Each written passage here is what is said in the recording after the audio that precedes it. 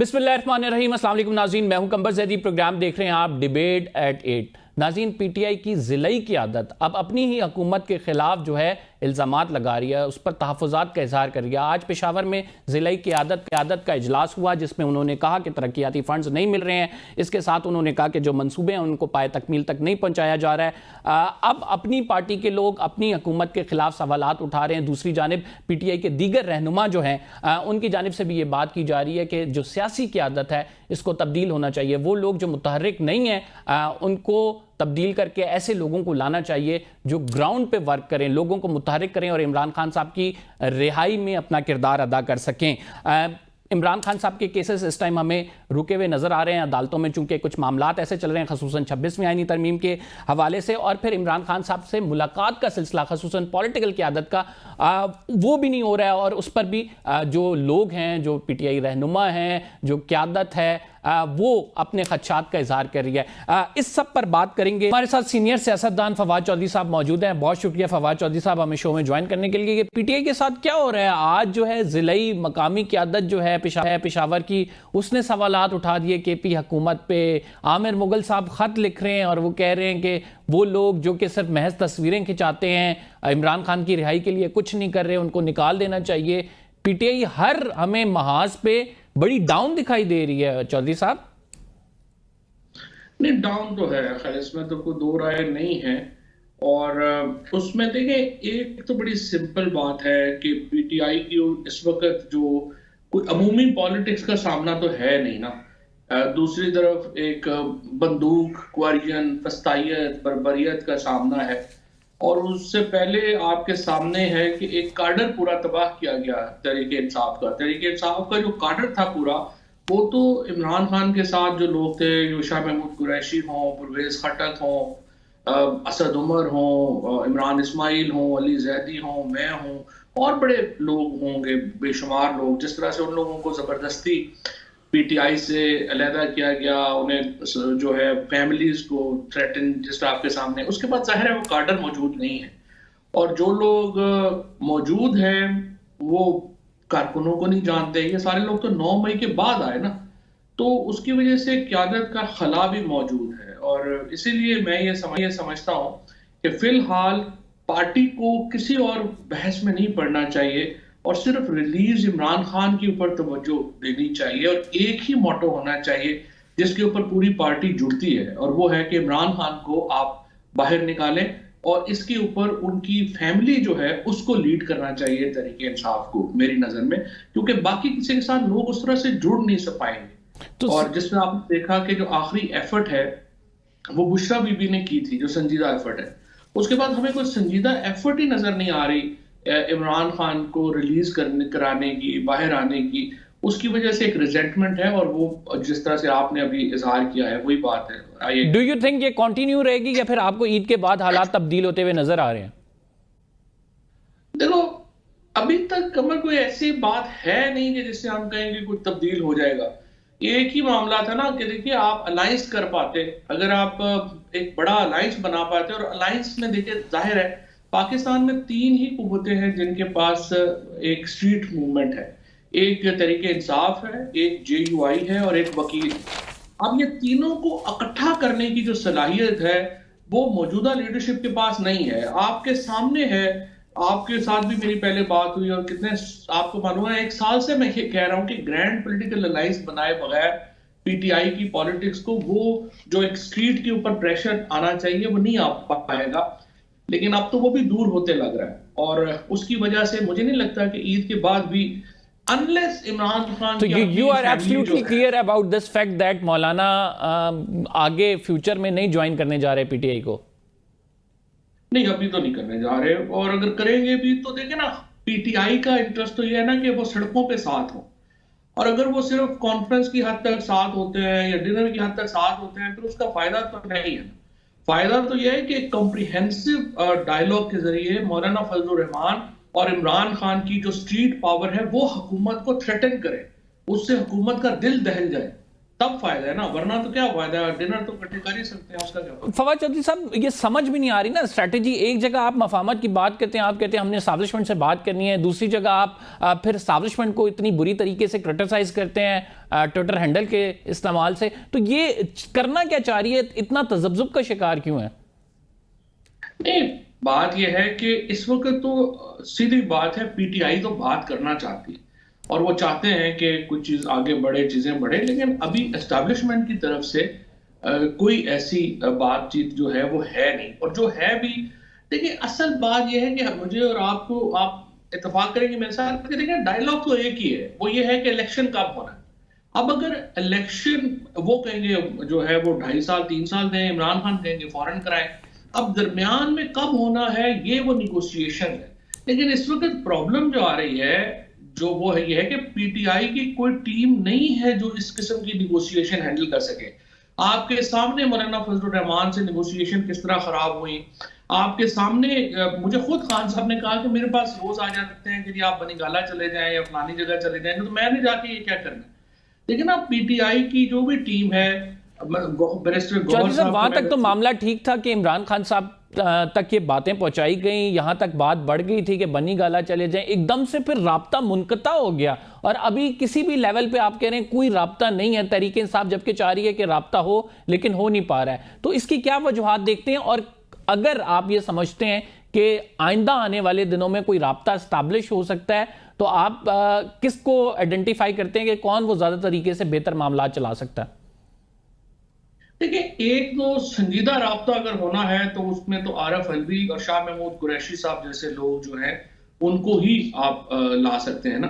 बाकी तो देखिए, सलमान राजा हो गए या गौहर हो गए, रऊफ हसन हो गए, वकास वगैरह हो गए, इनसे कौन कोई सीरियस बात तो नहीं करेगा। यस, अली अमीन गंडापुर चीफ मिनिस्टर हैं, उनसे हो सकती है, लेकिन नोइंग अली अमीन, देखिए उन्हें जरूरत है कि वो आरिफ अलवी साहब जैसा या शाह महमूद कुरैशी जैसा एक्सपीरियंस्ड आदमी जो है वो उनके साथ हो।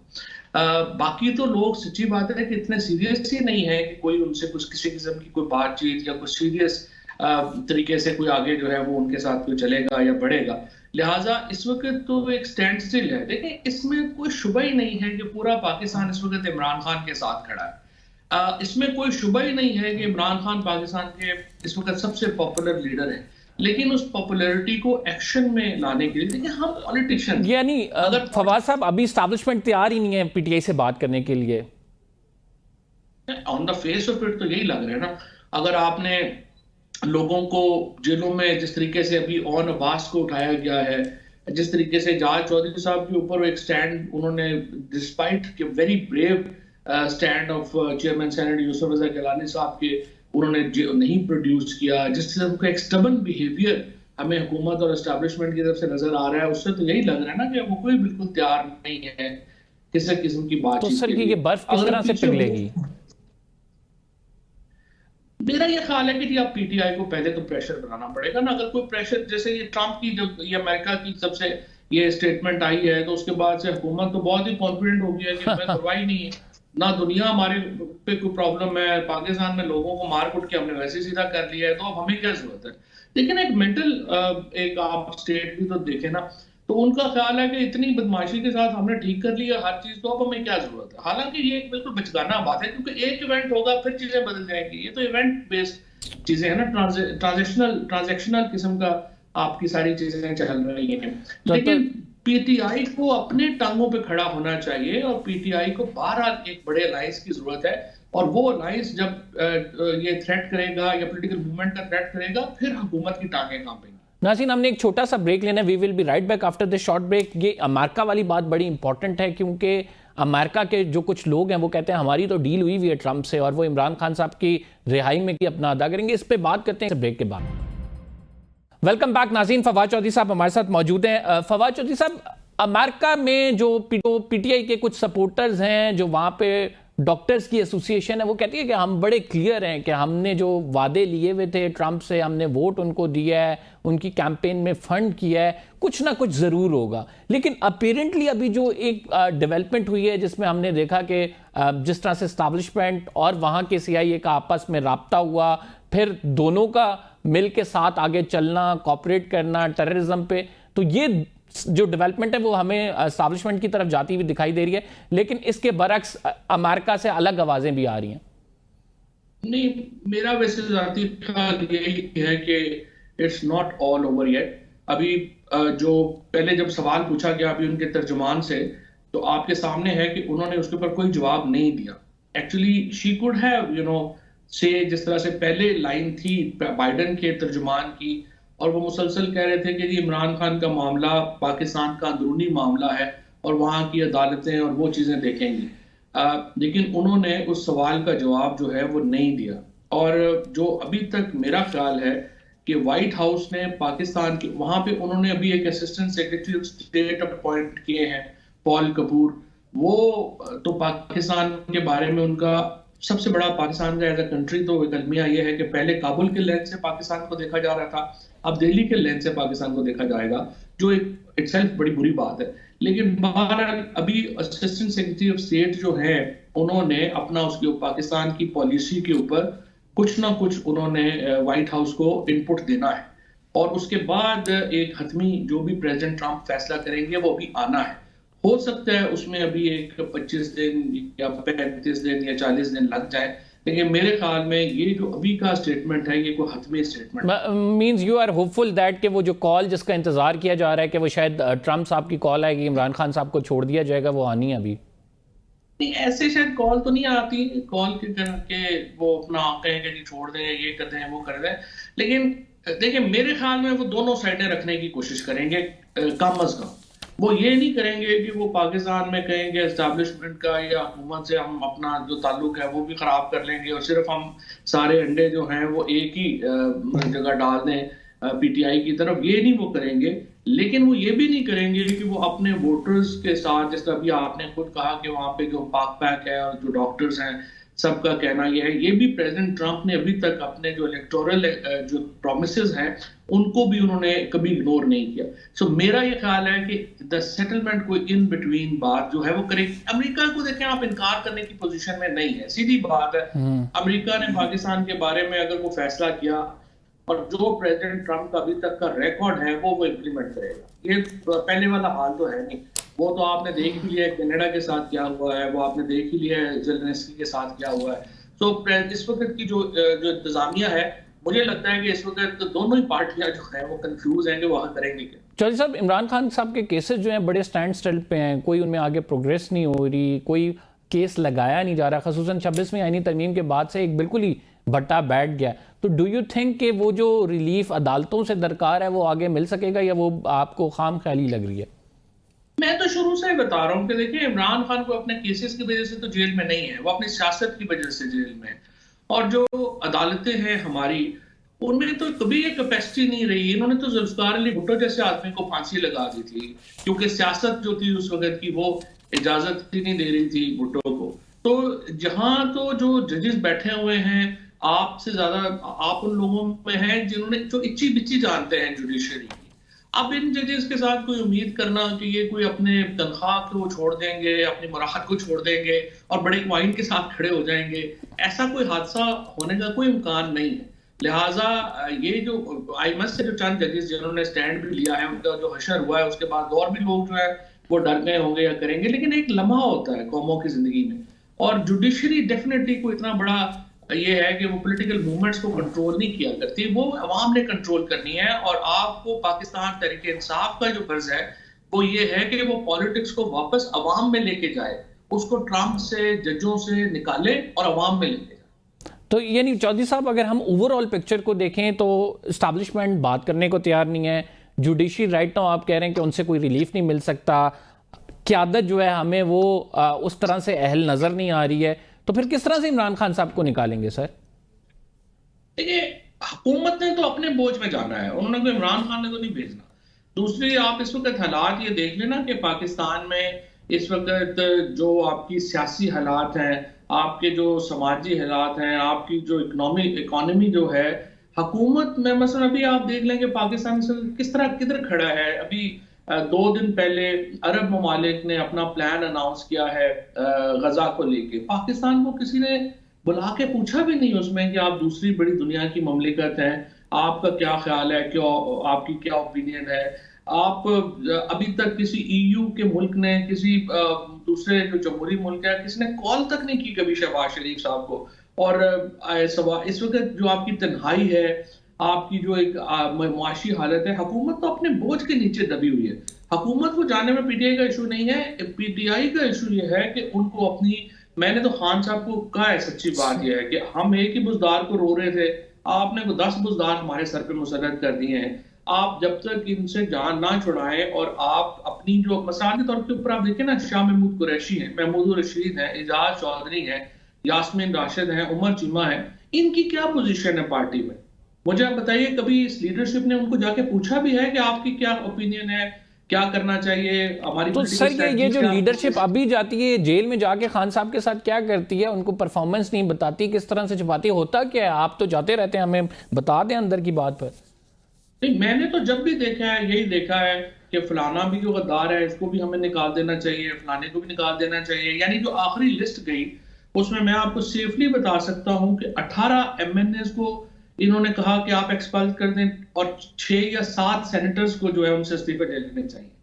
और इवन अफजल मरवत साहब को उससे पहले, मेरा मरवत साहब से कोई ताल्लुक नहीं है, मैं तो उनको जानता भी नहीं हूँ, मेरे तो खिलाफ भी वो बयान करते रहते, लेकिन मैंने खान साहब से जब मुझे मौका मिला तो मैंने उनसे हमली कहा, सर कि ये निकालने वगैरह के इश्यूज इस वक्त नहीं है, पार्टी का जो क्राइसिस है इस वक्त, हम मजीद इजाफा करेंगे अगर आप इस तरह से हर वक्त लोगों को बाहर निकालने में। सिर्फ इसका जो लीडरशिप का एक ही इस वक्त तवज्जो है, एक तो पार्टी में कोई आ ना जाए, और जो है पार्लियामेंट में या सूबे में इनको हम निकाल कैसे सकते हैं?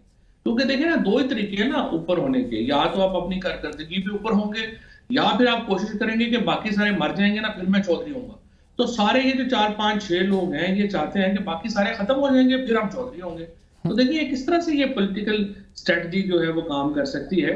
तो खान साहब को मेरी रिक्वेस्ट ये, जब भी दोबारा मुलाकात होगी, मैं पहले भी कह चुका हूँ, फिर ये रिक्वेस्ट करूंगा कि सर आप अपनी पार्टी में जो पॉलिटिकल लोग हैं, देखिए अली अमीन गंडापुर पॉलिटिकल आदमी है, मुझे उनके ऊपर जो है, आतिफ खान पॉलिटिकल आदमी है, असद कैसर पॉलिटिकल आदमी है, ये जो शाह महमूद कुरैशी साहब हैं, महमूद रशीद है, इनको शामिल करना चाहिए। एजाज चौधरी साहब हैं, यास्मीन राशिद है, इनको स्ट्रेटजी में, इन लोगों को जो है कोई पूछ नहीं रहा, वो बेचारे आपको तो पब्लिकली कह रहे हैं ना कि हमें कोई आके कभी मिला ही नहीं, ना कुछ हो रहा है। और मेरे साथ जो भी राब्ता भी होता है उनको भी जो है इसी तरीके से, जो भी है, हमाद अजहर है, असलम इकबाल है, ये सारे लोग जो है 3-3 साल से इनको जो है वो बेचारे अपने घरों में नहीं जा सके।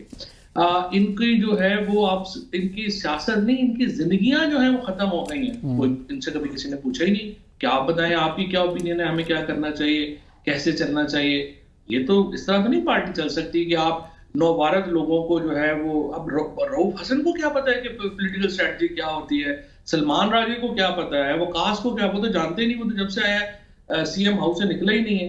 उसके बाद अपना ये जो है अपना जो आपका ये, आप बहुत बड़ा अच्छा आदमी है, I have huge respect for बहुत, लेकिन देखिए उसको पॉलिटिक्स का तो नहीं पता ना, ये तो बड़ी ज्यादती होती है उनके कंधों पे आप ये बोझ डाल। ठीक, फवाद चौधरी साहब बहुत बहुत शुक्रिया, प्रोग्राम का टाइम खत्म हो गया, हमने जल्दी से दूसरा सेगमेंट भी करना है, एक छोटे से ब्रेक पे जा रहे हैं। We will be right back after the short break, आप कहीं मत जाइए।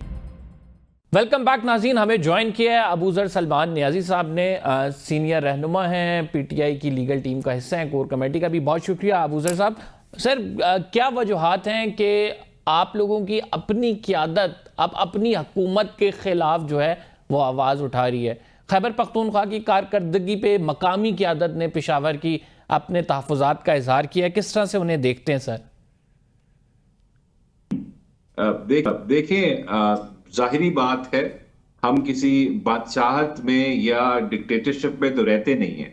केपी की गवर्नमेंट जो है एक पॉपुलर गवर्नमेंट है, जो अवाम की जो मंशा है, उनका जो वोट है उसकी थ्रू रिफ्लेक्शन है, क्योंकि फॉर्म 45 की वाहिद हुकूमत जो है वो केपी गवर्नमेंट ही है।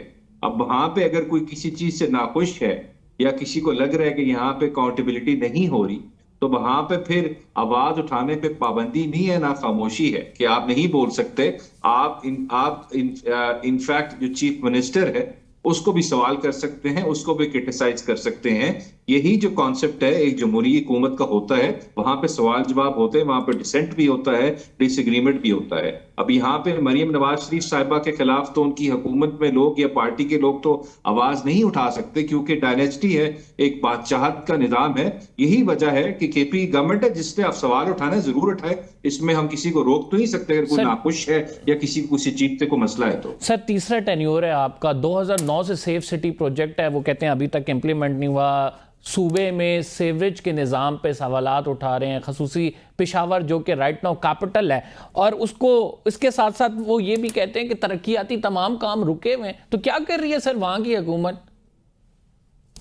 देखें कंबर, मेरे ख्याल से अगर ये सवाल केपी गवर्नमेंट की किसी रिप्रेजेंटेटिव से अगर पूछा जाए तो वो बेहतर जवाब दे सकता है, वो मोर अवेयर होगा फैक्ट्स पे या सर्कमस्टांसेस या इंफॉर्मेशन उसके पास बेहतर होगी। क्योंकि मेरा ताल्लुक तो पंजाब से है, ये मोस्ट प्रोबेबली मैं सेंटर के बेसिस पे कुछ बता सकता हूँ, लेकिन हाँ अगर कोई प्रोजेक्ट है किसी डिले का शिकार है तो उसको नहीं होना चाहिए, उसको टाइम पे खत्म होना चाहिए। लेकिन अब मुझे एग्जैक्ट इंफॉर्मेशन नहीं पता कि क्यों डिले है, क्या वजूहात हैं, क्या रीजंस हैं। लेकिन अगर जहां तक परफॉर्मेंस की बात है, हमारी तीसरी दफा गवर्नमेंट आपके सामने आ रही है, अगर तीनों दफा हमें इलेक्ट किया जा रहा है, दैट मींस अवाम का एतमाद तो है खान साहब पे। डू यू थिंक कि अगर अली अमीन गंडा पर वहां पे परफॉर्म नहीं कर पा रहे हैं तो उनको हटा के किसी और को लाना चाहिए? देखें, अगर ये फैसला जो है ये ना तो मैं कर सकता हूं ना कोई और कर सकता, ये फैसला जो है इमरान खान साहब करेंगे कि उन्होंने अली अमीन साहब को तब्दील करना है या उनकी जगह किसी और को लेके आना है कि नहीं आना। लेकिन उनकी परफॉर्मेंस कैसी है एज चीफ मिनिस्टर, अगर उसमें कुछ प्रॉब्लम्स हैं तो जाहिर बात है फिर वो फैसला ले सकते हैं। लेकिन फिलहाल मुझे तो जितना केपी गवर्नमेंट ने पिछले एक साल में जब से वो पावर में आई है, हम लोग टिकटॉक्स बना के इश्तेहारबाजी तो नहीं करते, मशहूरी नहीं करते। जिस तरह पंजाब गवर्नमेंट ने भी आपने देखा एक 60 सफ़ों का एक अखबार पूरा छाप दिया 26 फरवरी को, उस पर 301 तस्वीरें मरीम नवाज साहिबा की लगा दी। अभी मैं देख रहा था जो ये पैसे भेज रहे हैं रमजान में चेक, उस चेक के लिफाफे के ऊपर भी मरीम नवाज साहिबा की तस्वीर है, और फिर जो अरशद नदीम को मेडल दिया था उस पर भी तस्वीर है। अगर ये परफॉर्मेंस का बैरोमीटर है, गेज इस तरह करना है, तो हमें तो इस तरह की परफॉर्मेंस नहीं चाहिए। हमने ग्राउंड आप वर्क बिल्कुल करना उस तरह के बड़े बड़े इश्तिहार ना लगाएं, आप बिल्कुल इस तरह से पब्लिसिटी करके टैक्स पेयर मनी को जाया ना करें, लेकिन आवाम को एटलीस्ट इतना तो बताएं कौन से प्रोजेक्ट्स वहां पे शुरू हुए हैं, किस लेवल तक है। आपकी अपनी मकामी क़यादत कहेगी कि 2009 से एक प्रोजेक्ट शुरू नहीं हुआ, तो लोग क्या तमाम जो प्रोजेक्ट आपके अपने स्टेक होल्डर। जी जी सर, नहीं आप ठीक सवाल कर रहे हैं, लेकिन मसला ये है एक प्रोजेक्ट की बेसिस पे तो हम ये नहीं कह सकते कि जो सीएम साहब है उनकी परफॉर्मेंस ठीक नहीं है। बहुत सारे इश्यूज हैं जिसमें जैसे सेहत कार्ड बहाल हुआ, जिस तरह रमजान के पैकेज थी, फिर हमने गंदम वाले इशू पे बड़ा काम किया, बहुत सारी चीजें। मुझे मैं कह रहा हूँ कि केपी गवर्नमेंट का रिप्रेजेंटेटिव हो, आपको वो गिना देगा। he will be in a better position to to answer. I do agree with that. लेकिन सर इसके साथ दूसरे मसाइल भी तो है ना। आपके अपने ही रहनुमा आमिर मुगल साहब कहते हैं कि एक खुला खत लिखते हैं, वो कहते हैं कि उन पीटीआई के लोगों को जिनको इमरान खान साहब ऑर्डर दे चुके हैं कि हमने प्रोटेस्ट की कॉल देनी है, बाकायदा फैक्ट्स के साथ लिखते हैं, वो उनको आप सिर्फ तस्वीरें खिंचाकर अपनी पार्टी में नहीं रख सकते, आपको उनको साइड लाइन करना होगा अगर वो परफॉर्म नहीं कर रहे। इस पे आपकी क्या राय है? देखिए, जाहिरी बात है, कोई भी किसी पोर्टफोलियो में बैठता है, किसी पोजीशन ऑफ पावर में बैठता है, अगर वो परफॉर्म नहीं करेगा तो उसको तब्दील किया जाएगा, उसकी परफॉर्मेंस का अप्रेजल होगा। लेकिन उसका अप्रेजल अगर हम पहले सही तरह न्यूट्रल तरीके से करें। देखें, मैं आमिर मुगल साहब की बात नहीं कर रहा, यहाँ पे एक पॉलिटिकल पार्टी है, खान साहब जेल में है, और आपको पता है पार्टी के अंदर तीन या चार स्कूल ऑफ थॉट्स होते हैं। लोग एक दूसरे से डिफरेंट ग्रुपों में भी बधे हुए होते हैं, डिफरेंट स्कूल्स होते हैं, सोच डिफरेंट होती है, आइडियोलॉजी डिफरेंट होती है। तो अब एक तरफ से कोई डिसएग्रीमेंट आ जाए, क्रिटिसिज्म आ जाए, इसका ये मतलब नहीं है कि वो बंदा दूसरा परफॉर्म नहीं कर रहा या उसमें मसाइल हैं। शायद उसमें बहुत सारे लोग उसकी परफॉर्मेंस से खुश भी हों, इस वजह से अगर कोई है ऐसा तो बिल्कुल उसको तब्दील करना चाहिए। सर हमने तो केपी की बात की, वहां पे डिसएग्रीमेंट आया, आपने कहा कि वहां पे एक प्रोजेक्ट की बुनियाद पर नहीं कह सकते, 2 से 3 प्रोजेक्ट मैंने आपको बता दिए कि जिन पर राइट नाउ अभी जिलाई क़यादत ने बाकायदा प्रेस रिलीज जारी किया है। मैं पंजाब की बात कर रहा हूं, जहां पे आप ही के रहनुमा कह रहे हैं कि सर ऐसा नहीं हो रहा, आपकी क़यादत ने क्या कुछ किया इमरान खान को बाहर निकलने के लिए। वो सवाल करें, आप कह रहे हैं कि ये डिसएग्रीमेंट तो होता है, फिर आप परफॉर्मेंस अपनी किस तरह से जांचते हैं? देखिए, परफॉर्मेंस का क्या बैरोमीटर होगा कि हम कहें कि पीटीआई बड़ा जबरदस्त काम करी है जी इमरान खान साहब को बाहर लाने के लिए, या फिर पीटीआई अपनी परफॉर्मेंस को बेहतर करने के लिए? अवाम तो सर ये देखना चाहती है ना सर। देखिए कमर साहब, आप यहाँ पे कब से जर्नलिस्ट हैं, माशाल्लाह बड़े काबिल हैं। मुझे ये बताएं, मेरी नजर में शायद थैंक यू सर, इसमें मेरे से बहुत सारे पार्टी के लोग जो है मेरे से डिसएग्री भी कर जाएं, लेकिन मेरी अपनी रीडिंग ये है, खान साहब इस वजह से जेल में नहीं है कि इसमें पार्टी के लोगों की इनएफिशिएंसी है या नालायकी या इनकॉम्पिटेंसी है।